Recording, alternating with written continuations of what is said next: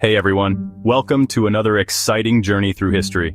Today, let's travel back in time to an ancient kingdom called Kush, located in what is now modern-day Sudan. This kingdom was a powerful and influential civilization that thrived for centuries. Their capital city, Meroe, was a bustling place for hundreds of years.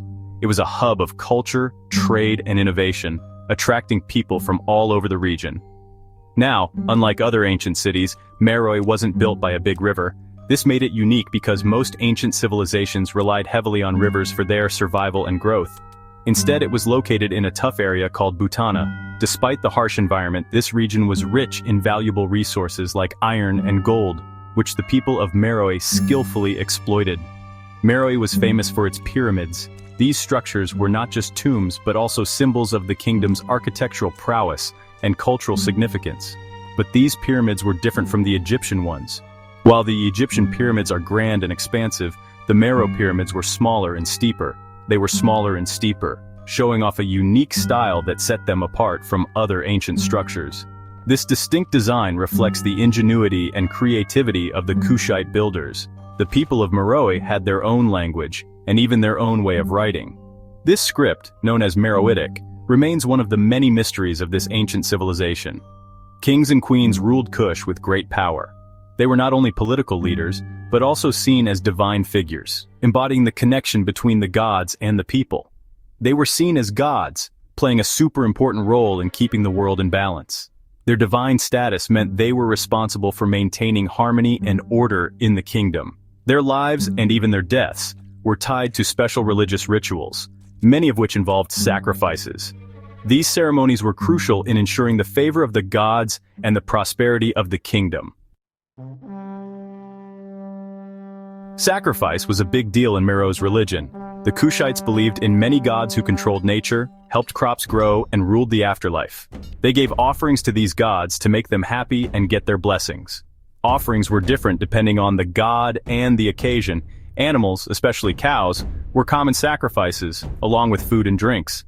Sometimes people might have been sacrificed too, but historians are still figuring that out. These sacrifices weren't seen as mean or cruel. They were a sacred duty. By giving up something valuable, the people of Meroe believed they were feeding their gods, which would bring good fortune and protection to their kingdom. In Meroe, death wasn't the end. It marked the beginning of a new journey, a transition to the afterlife, which was considered a continuation of one's existence. It was like moving to a new place, the afterlife.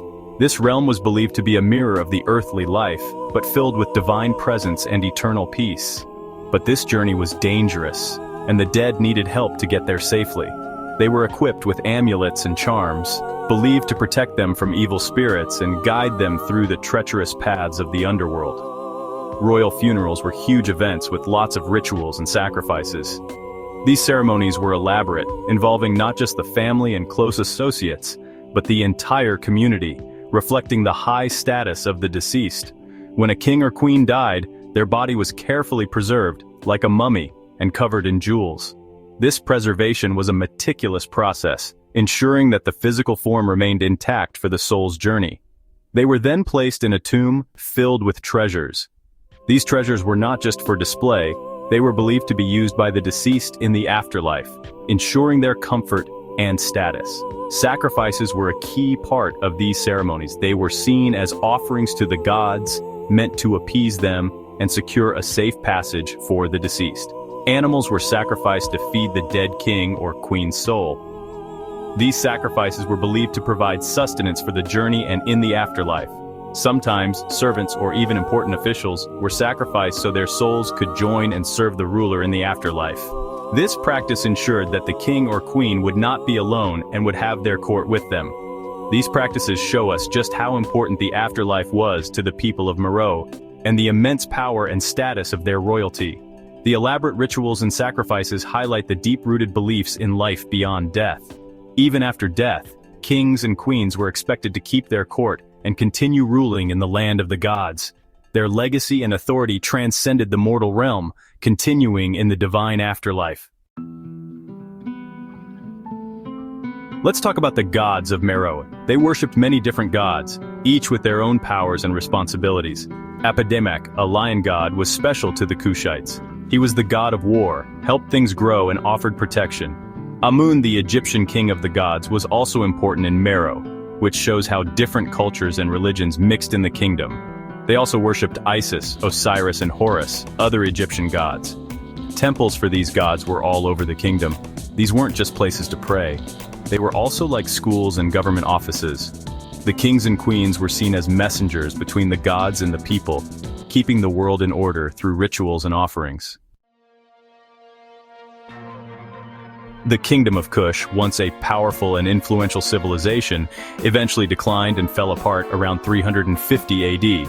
We're not exactly sure why this happened, but it might have been because of internal conflicts within the kingdom, significant changes in the weather, or the rise of a new and powerful kingdom called Aksum, which emerged as a dominant force in the region. Even though the Kingdom of Meroe eventually disappeared, it left a lot behind for us to discover and learn from.